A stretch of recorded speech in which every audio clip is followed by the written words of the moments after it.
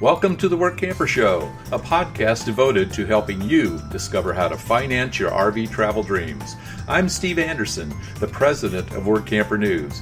Each one of our episodes will either introduce you to people who are already living the RV lifestyle or to opportunities to work short-term jobs.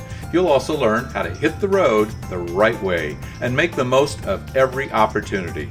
Now let's turn over today's show to your host, Greg Gerber. Thank you, Steve. Today I have a special episode of the Workamper Show because it contains an important message for all RVers, whether they are part-time or full-time. Are you sure you have enough insurance to cover your RV and personal belongings in the event of a catastrophic fire? I'll be talking to a couple who thought they were covered until a fire destroyed their RV in less than 15 minutes.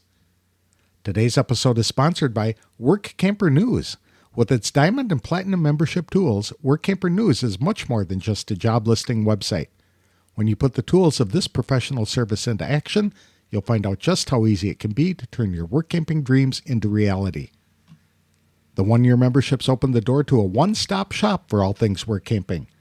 Being the original resource for work camping, you'll find the largest number of job listings, be able to connect with a community of work campers, and view resources compiled by experts who've been enjoying the RV lifestyle for many years. If you're serious about leading a successful and enjoyable work camping lifestyle, then a Diamond and Platinum membership is for you.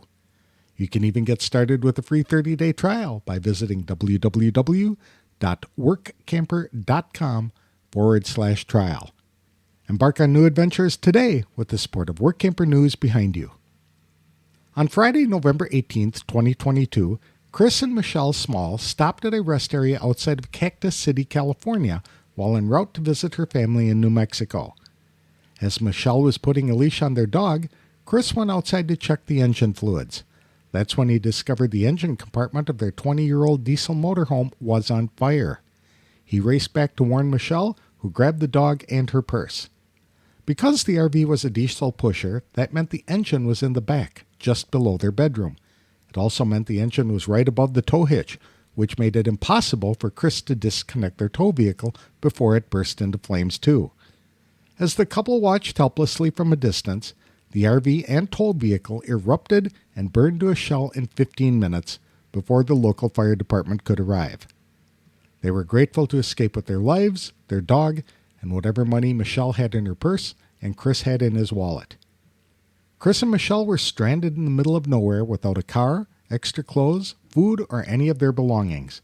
But their nightmare would get even worse. Although USAA wrote the couple a check to cover their totaled car within days of the fire, it took nearly 13 weeks for State Farm to settle a claim on their motorhome. To tell us more about their horrific experience, please welcome Workampers Chris and Michelle Small to the show. Thanks for joining me today, Chris and Michelle. I really appreciate the time. You folks have experienced a problem that a lot of people fear, and that is having an RV catch on fire.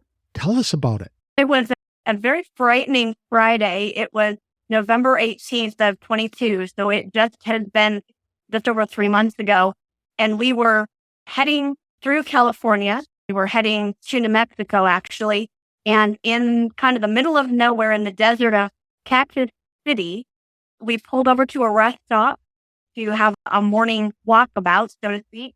And Chris went outside to check fluids.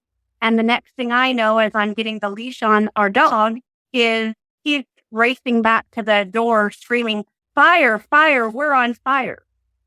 Oh my. So it was a case of completely unknown that we were having any issues until we pulled over, and then within seconds, our life changed. Did the fire start in the RV or the tow vehicle? It did start in the RV somewhere. We were driving a diesel pusher, about a 20-year-old diesel pusher, and it was in the engine compartment of the pusher itself. Okay. Are you familiar with diesel pushers, Greg? I'm sure you are. Yeah. So the engine is actually in the back, and so the fire started in the back of the motorhome, which meant from an interior perspective, it was started in our bedroom. Okay. And then worked its way forward.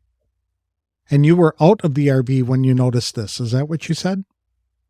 Yeah, as we were climbing the hill out of California, my low water light came on intermittently, which isn't unusual if you're pulling a hill. Once in a while, the water runs away from the sensor.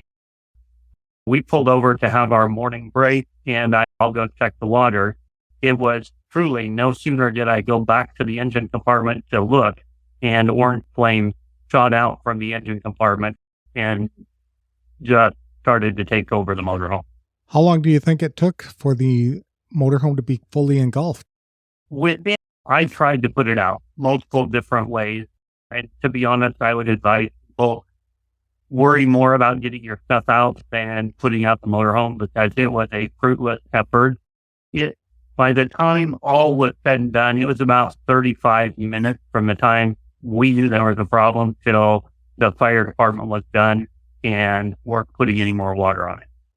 Wow. So the fire department was able to get there and try and save it within 35 minutes, even in a remote area. They were there in about 15, but there was nothing that was going to be saved by the time they showed up.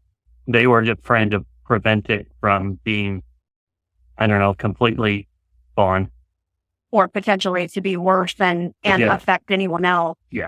So it really seemed, I guess, it was about 15 minutes. So to go back, yes, we got out. So Chris had been outside and yelled that we were on fire. I got myself and our dog out. I saved my purse, the dog's leash, and of all things else, a road atlas. Chris thankfully had his wallet on him. And that's honestly really all we ended up with. Like he said, he tried to put out the fire 2 times. And by the time he realized that that was not going to be of any consequence, I was on the phone with 911 trying to get them to understand where we even were in the world.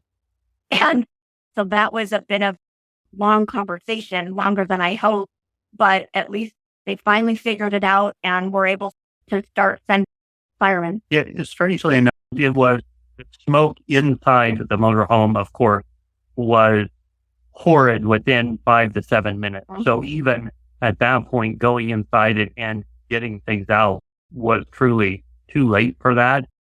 Just so happened, the reason help came as fast as it did was only because there was a fire marshal who happened to be driving by and saw it. And he went around, turned around on the freeway, came back, and by then he had already called and had people on the way. Well, but it still felt like forever. It truly felt like forever for them to get there. How many dogs? It was a very surreal situation because you're standing in the parking lot of the rest stop and there's nothing you can do. And you're just watching. In our case, we were full-time RVers. So we're watching the whole of our home just burned to the ground, and our tow dolly and our car and all of our belongings. That must have been a horrible sinking feeling, I could imagine. Yeah, I don't think you didn't really feel it until later. Because in the midst of it, you're just trying to, okay, what do we need to do? What do we need to do? And then afterwards, like, oh, all we have is what's on our back. It's fortunate that you were in a rest area when the fire started rather than having it start while you were driving down the highway. That might have had an entirely different output. Correct. Yes. Or that it started when we were sleeping the night before. Even worse, those fires, once they start, can whip through a motorhome or a travel trailer or fifth wheel very quickly. That's why a lot of people need to have a plan of escape in mind and maybe even practice it, especially if they have children, because the fire moves so quickly. Yeah, and I think that's really true. And one of the things that certainly frustrated me after the fact was that we had backpacks that were considered go bags. That if something happened, we knew, we needed that. But they were in the back by where the fire was. So by the time we thought to go get them, we couldn't get them because it had already engulfed everything. That is an excellent point, because a lot of people do keep their go bags like under the bed or in a closet when it should probably be in an outside compartment for that very reason. Correct. Had it been in the outside compartment up by the front door, it would have been just fine. We would have had them, we would have had clothes and pretty much what we needed to at least be okay for a few days. And yeah, that would be my recommendation, either up front by the door or in a storage compartment up or away from the engine. So that's where I think most of these incidents start, is something related to engine. Correct. How many, you said you had 2 dogs? Just one. One. And she was able to get out and we were unhurt also. So that's great. Chris suffered a little bit more than I did because once he realized he wasn't going to get the fire put out, he tried to save our car and get it off the tow dolly. And so he was a little close to the flames. Thankfully, he didn't get burned. He decided to abandon that idea when he could tell how close he was to the heat and the flames, and it was just too much. Thankfully, the 2 of us and the dog got out basically unscathed and were fine. Where are you from originally? That's an interesting question. I'm a native Oregonian. And I'm a native Nebraskan. For 26 years or so, we lived and worked in Oregon, around the Portland, Oregon area where we ran our business. Okay. And then in 2014, we decided that it was time for a new chapter and new adventures. And so at that point, we left Oregon in an RV, actually, and have done several things since then. But that's where we're from originally.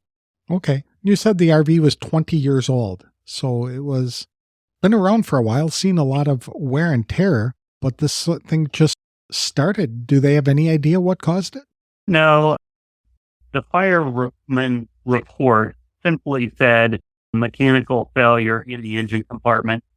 The tow truck driver, his wisdom was that oftentimes either a diesel fuel line that cracks and starts putting fuel on the engine, or sometimes a transmission line, but truly nobody knows. And to be honest, I want people to understand this is a well-maintained 20-year-old National Trade Winds RV. It only had 60,000 miles on it.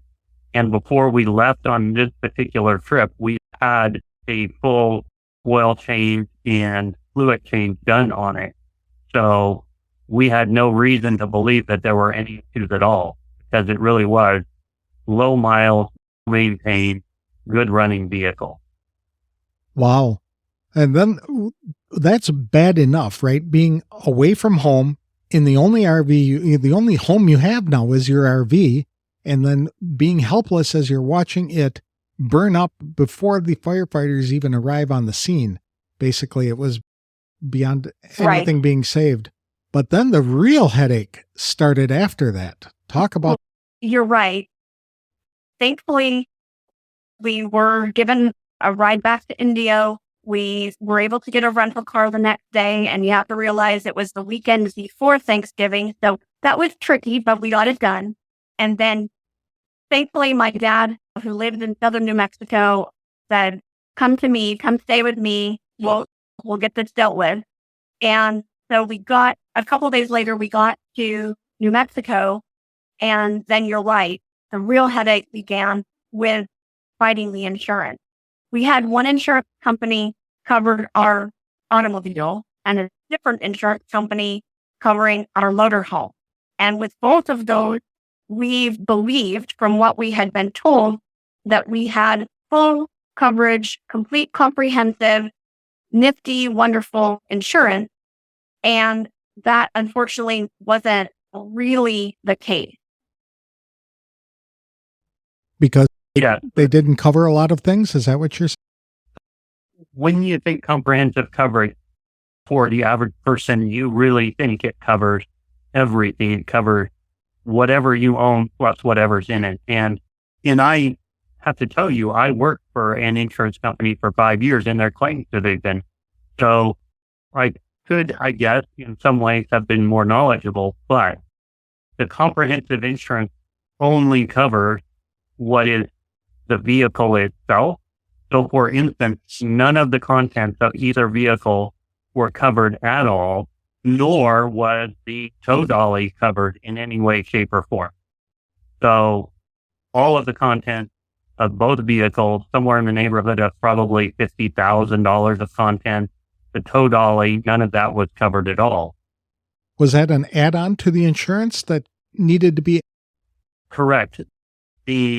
What we found out after the fact was we had been offered renter's insurance. When we sold our home and bought the motorhome, our insurance agent helper offered us rental insurance, rental coverage. And we're like, okay, but we're not renting out. Where are you going to live? We're living in the motorhome. And she basically just said, oh, then I guess there's nothing we can do. And so it was left at that. But the truth of the matter is you can get insurance that covers the content. You just have to be diligent and ask for it. It's not something that's going to be covered in what they considered comprehensive, because that was the case for our vehicle as well as our motorhome. So that meant that all of our clothes, our jewelry, our shoes, our toiletries, kitchen supplies, food, none of that was covered. Anything that wasn't the vehicle itself and part of the vehicle from the factory was not covered. So even though we had replaced the sofa with a futon and we had replaced the TV, those weren't covered either of that. Really? Because you had modified the original equipment that was in the RV. I think for the insurance company that we were using, they felt like because we didn't have the receipt, which burned in the RV, to prove that these had been added in the last 6 to 9 months, they weren't willing to cover them unless we could prove with receipts that we had purchased them and put them in. So something that we really realized after the fact was how important it is to have a comprehensive list of what's in your motorhome always and have it stored somewhere else. And also to have video on your phone of everything in your motorhome. Because then if for some reason we had actually had coverage, we could have just watched the video and listed it off. That's a very good point. Not only to take the video on your cell phone, but also to upload it to a cloud somewhere. So in case the cell phone is lost in the fire, you have the proof of ownership. Exactly. Would you say that this insurance company was well familiar with the RV lifestyle, or was it just like a typical insurance company that might provide insurance for cars and houses? No, it's a national company. It's State Farm. And so I believe that they certainly, as a company, should have plenty of experience and knowledge about RVs. You know, it was a small independent or mom and pop type of insurance company.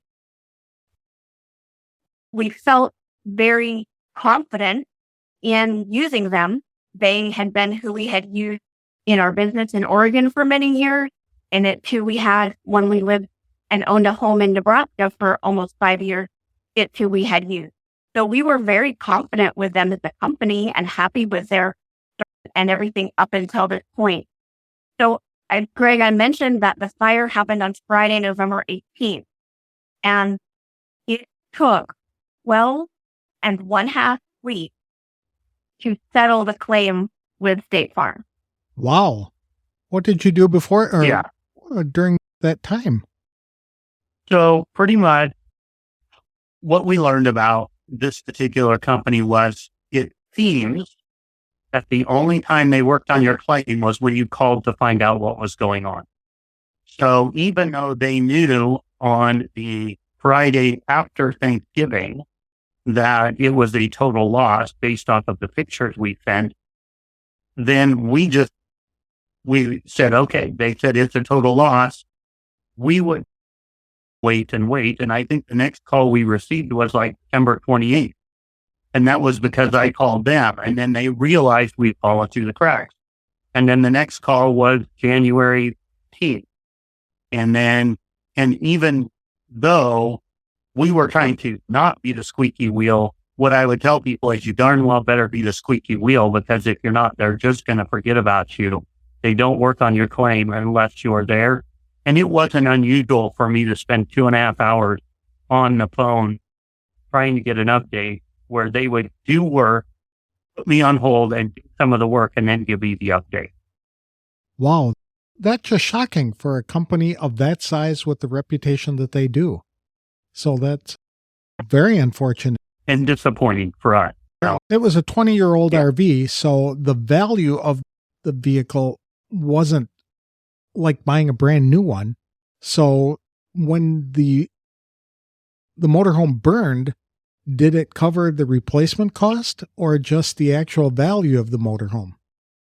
So we had replacement cost insurance from State Farm. That's how they bill it. But I will tell you that what we settled for, I don't think I could replace it. And to be honest, I was tired of fighting, so I didn't go looking to argue it with them because I was just so worn down and tired from dealing with them. That's still unfortunate.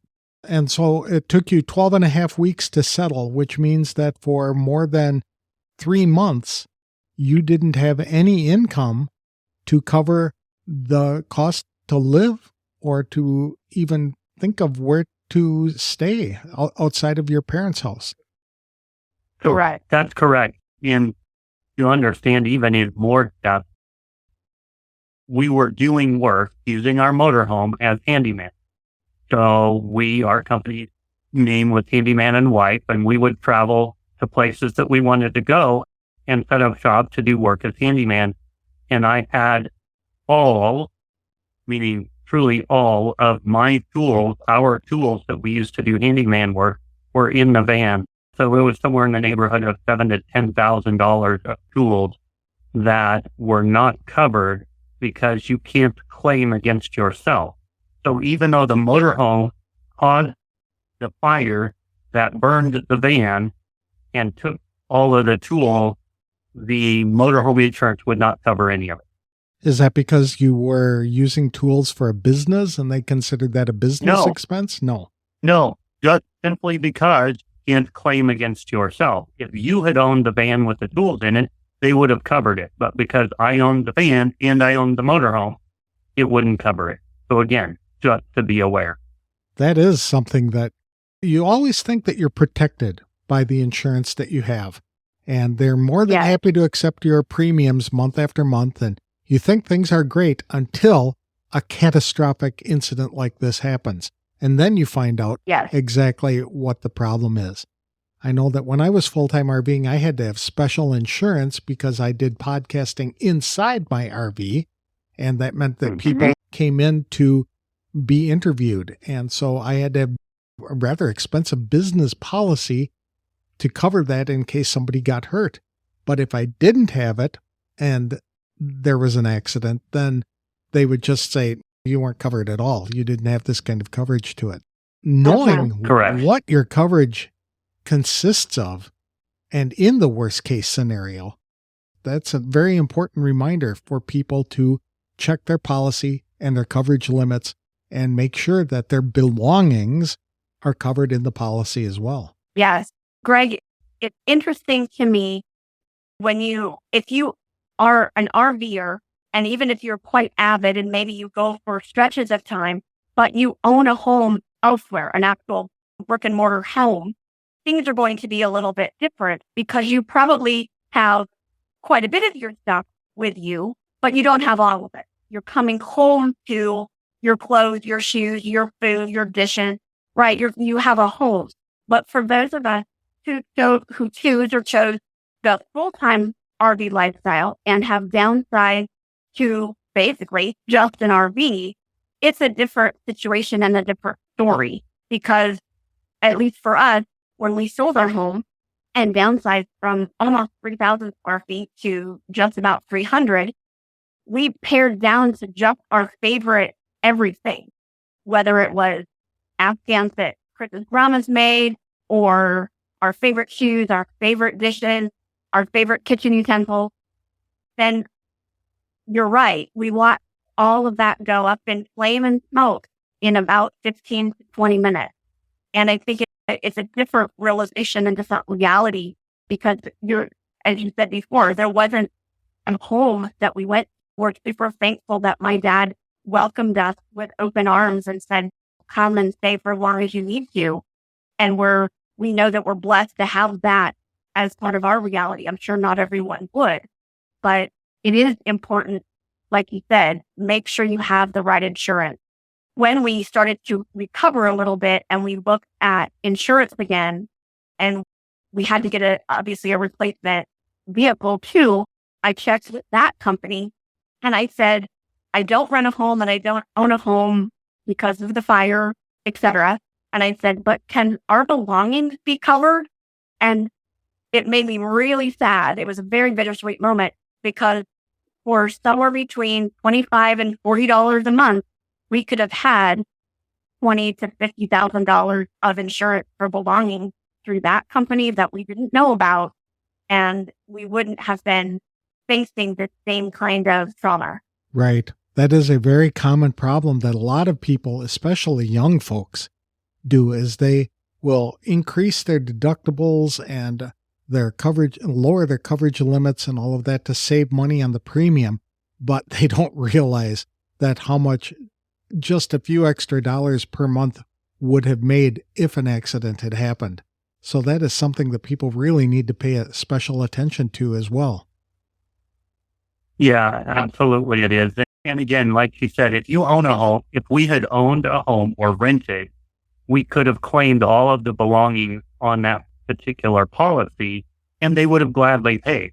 But because we didn't own a home or rent and have that policy, we needed to have looked into what is a belongings policy. And so that's our word to everybody is go find the policy that fits. Make sure you have pictures, make sure you have documentation that's not in the motorhome, and just really think through, even though you don't want to, what is the worst case scenario, because it might happen. Did the insurance company know that you folks were full-time RVers without a house? We know for a fact that the agent that we dealt with knew what we were, how we were living our life. They knew that we were handyman. They knew that we were going to do it out of the motorhome. So yeah, it wasn't like we were trying to pull the wool over their eyes. They were well aware. Okay. So it goes down to knowing the insurance company that you're with, first of all, that they are reputable covering RVers and that they understand that RVers, if they're full-time and living in their RV, they don't have another home. So this is their home and all of their belongings and everything is in that RV. And the policy that they buy has to cover all of that. Correct. That is absolutely correct. And if there's an insurance company out there that specializes in that, good golly, I think we should all know about it. Yes, absolutely. So to help you recover, you've set up a GoFundMe account, I understand, to kind of bring in a little bit of money to help you replace your belongings and get started again. What are you doing in the meantime? So yes, a couple of friends in Nebraska actually set up the GoFundMe fundraiser for us, and that's wonderful. In the meantime, honestly, it took us until probably the first week of the new year to feel like we were at all recuperating because the fire happened. We did our best to get to my father's house as quickly as we could. And then there was Thanksgiving, and then there was Christmas, and then there was New Year's.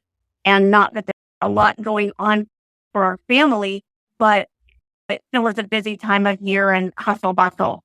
So it was early January that we even, I think, began to feel like we were recuperating, calming down, coming to a sense of what's going to be next or what will be our new reality. So today is February 28th, and it was February 13th when we finally got the money in our account to even allow us to think about what next. And to be honest, before then, I refused to buy any tools or anything to restart our business because I wasn't sure where we were going to be financially. And praise God that Michelle's dad is able to have us here. So the next step for us is still uncertain, but what we're trying to do is at least get to where we have a decent amount of clothes and shoes and maybe buy some of the tools so that we can think about starting again. That's unfortunate. When the insurance settled it, did you owe money to a bank or something for the RV or the car? Or was this money that... We did not. You did not. So you owned it all outright? Yeah.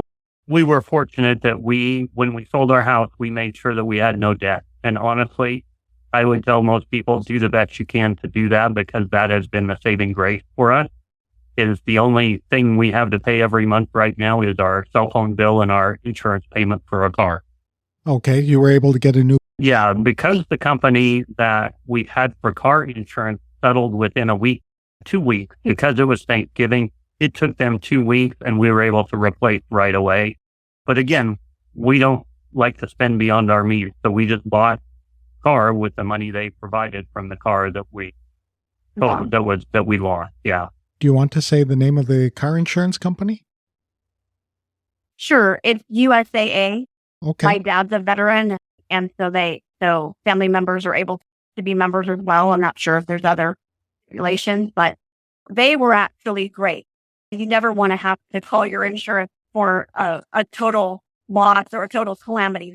That's not something anyone ever, I don't think, dreams or aspires of doing, but they were easy to work with and deal with. And like Chris said, within about 2 weeks, and that included Thanksgiving weekend, they had us taken care of. They had settled with us and were very empathetic. Yeah. They were just, every time we talked to somebody, it was like, we're so sorry for your loss. We're here to help. Here's what we're going to do. Here's what we need from you. And that's, to me, how it should be. I'd agree. And you didn't get that feeling from the company that covered the motorhome? No. No. I actually had to explain on more than one occasion, because you always got a different claims representative. On more than one occasion, I had to explain, we lost everything. We have nothing. We can't help you with receipts. We can't help you with anything except for to tell you what happened, how it happened. And they were really difficult. So what are you doing now? Are you just staying at your parents' house until you do something different? What is the next step? We are staying with my dad, yes, for now. And Chris said, we've only settled 2 weeks ago. And so we are exploring some different options and different concepts and thinking about what's next for us. We really haven't decided what the new chapter is going to be. No. And to be honest, our faith is really important to us. And we're not afraid to try anything, including work camping again, if for some reason that's where we're led. We just truly don't have a clue right now what that looks like, because it's so new to actually finally settle there. That's right. So you didn't have you did not have a work camping job that you were heading to when the fire took place? No, we had just finished doing some handyman work in Portland, Oregon area, and we're heading to her dad's house to stop for a week, and then we were going to be on work camper that week to line up our next job. Okay. So we were in between. You didn't have a job, so you're not letting down some employer by not showing up. But you don't... Correct. Yeah, you didn't have anything planned, really, for you to go to at that point. So you're just still basically in limbo. Yeah. And I do think that it is important to fulfill commitment and to be... We had a phone interview actually for the Monday after the fire, and with a potential work camping job. And on Friday, and then again on Saturday, we emailed that employer and said, we've just had a catastrophic loss. We apologize, but we're not going to be able to do this interview, and we wouldn't be able to fulfill the work camping position. And I feel like that's important too for anyone in any situation. If for some reason you're not able to fulfill a job, making sure that they know in a kind and gracious way why you can't is important. And to do so in giving them plenty of time. Yeah. As we've used Workamper numerous times to find jobs and even numerous times for interviews that didn't work out or that did work out and then something changed. And it's just the communication aspect is hugely important for both sides, and encouraging people just be honest. That's what people want. They want honest people working, and they want people who are going to communicate honestly. I agree. It's just hard to know what to say at this point. It's just been a horrible experience, I'm sure, frightening in a number of ways, unsettling in many more. And I wish you the best of luck as you take that next step, figure out what you're going to be doing and what that's going to look like. Thank you. Thank you. Yeah, that's really important. The thoughts and prayers, as much as people poo-poo them, we certainly are open to thoughts, prayers, and communications, and however people want to do that. And we'll be sure to link to your GoFundMe page as well, so that if people feel drawn to provide some support to help you get back on your feet, they'll do that. Thank you so much. We appreciate that. And we'll give you our email address too, just in case. Yeah, if people wanted to touch base with you, how could they do that?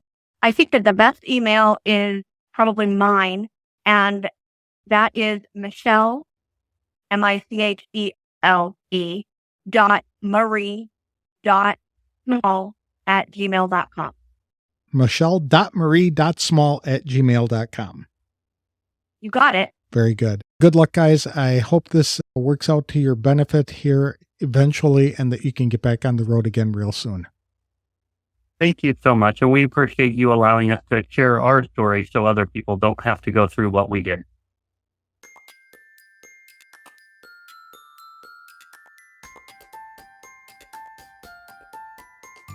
I appreciate Chris and Michelle Small for bravely describing one of the most painful and frightening memories of their lives.